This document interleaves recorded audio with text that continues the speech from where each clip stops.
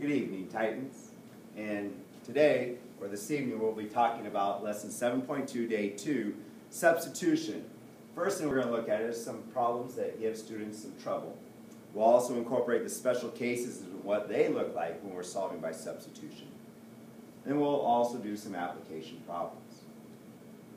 First, here's a system where both equations are written in slope-intercept form. If we were graphing it, you may say, hey, it's pretty simple. We're asked to solve it by substitution. Now, it doesn't look as difficult as it is. Notice that both equations are y equals. Remember, when we're solving by substitution, we always want at least one of the equations to be x equals or y equals. Well, in this case, when they're both y equals, all we need to do is set the two expressions that y equals to each other. So we'd have negative 3x plus 21 equals negative 2x plus 13. Now we solve this multi-step equation. So we're going to add 2x to each side to get the x's on one side. Now I'm going to get rid of the constant from the side of the variable. I have negative 1x equals a negative 8. Divide both sides by a negative 1, and I find x to be a positive 8. I'm not done. Remember, that's just the first part of my ordered pair. So now I can choose either equation to substitute 8 in for x. So I'm just going to choose the top one. So I have y equals negative 3 times 8 plus 21. So I have y equals negative 24 plus 21. So y equals a negative 3. So my ordered pair is 8 comma negative 3. Now I should check that into the second equation. So I'm just going to do a quick check. Substitute in for y, negative 3, negative 2 times 8 plus 13. So now I have negative 3 is equal to a negative 16 plus 13. And since negative 3 equals a negative 3, it checks. So my solution is 8 comma negative 3. So when the system is written, both equations in slope-intercept form, don't let that alarm you, and just set both expressions equal to each other. Now, special cases. Notice we're going to solve these both by substitution, but the first one here, it's already set up as y equals. So remember, we're going to take what y equals and replace it into the second equation for y. So I have 2x plus negative 2x minus 4, and the parentheses equals 6. Now, combine my like terms, so 2x plus negative 2x, that goes away. That's 0x. So I'm left with negative 4 equals 6. So just like when we solved regular equations back in chapter 3, when the variables eliminate, if we end up with a false statement, this means there is no solution.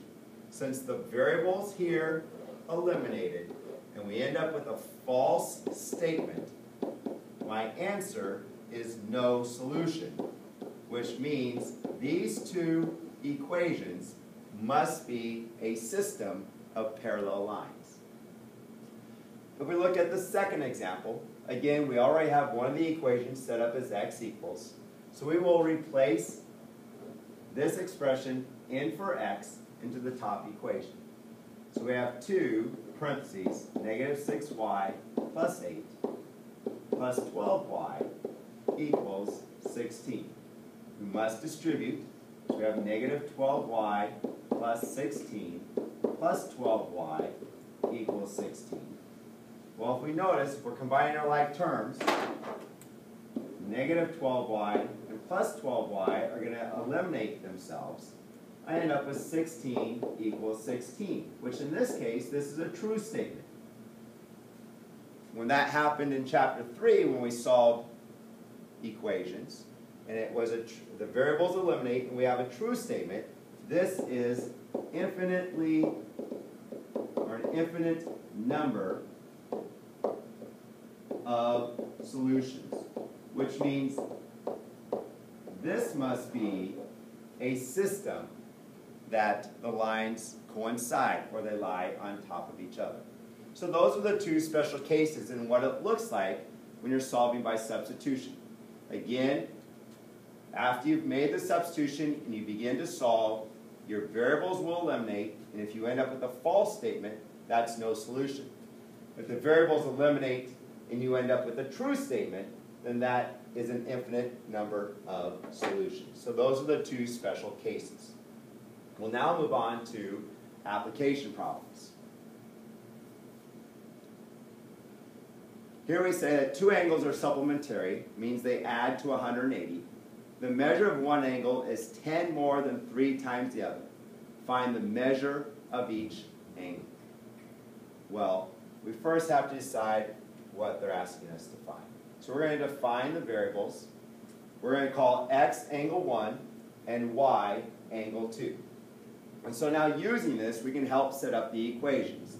Well, if the two angles are supplementary, that means they add up to 180. That will give us our first equation of x plus y equals 180. And then the second equation, because again, since I have two unknowns, I have to come up with two equations. The measure of one angle is 10 more than 3 times the other. Now it doesn't specify which one, so it really doesn't matter what we use for x and y here. So we can set it up as x equals 10 more than 3 times the other angle. Now once I have my system, I'm ready to solve, and it is set up to solve by substitution. So now I'm going to replace this in for x, and I have 3y plus 10 plus y equals 180. I combine my like terms, so I have 4y plus 10 equals 180. I subtract the 10 from each side, and I get 4y is equal to 170.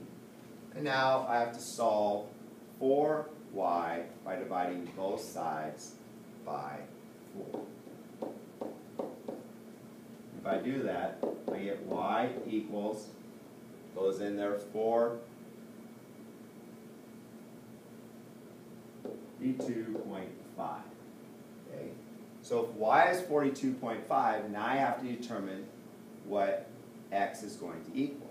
So I can substitute that back into here, and I have x is equal to 3 times 42.5 plus 10.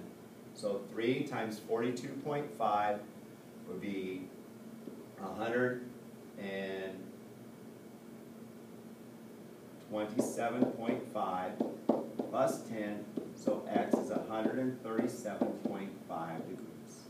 So now I've found my angle 1 is 137.5 degrees, and my angle 2 is 42.5 degrees.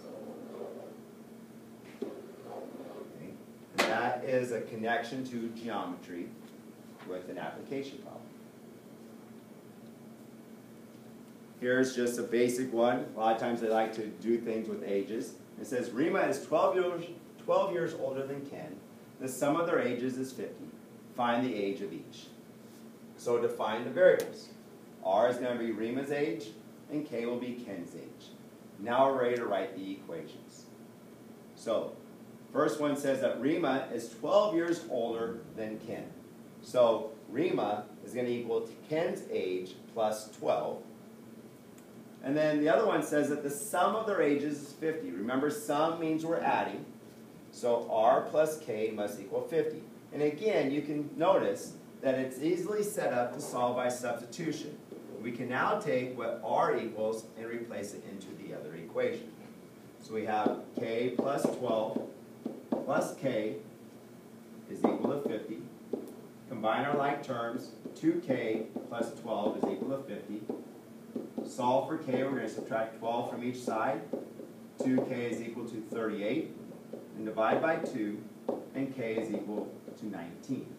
So that means K is 19. And if we try to find R, now I replace K with 19, and 19 plus 12, R is 31. So now Rima's age is 31 years old. and Ken's age is 19 years old. Right? So again, define the variables, write your equations. Since you have two unknowns, you must have two equations that relate those two unknowns.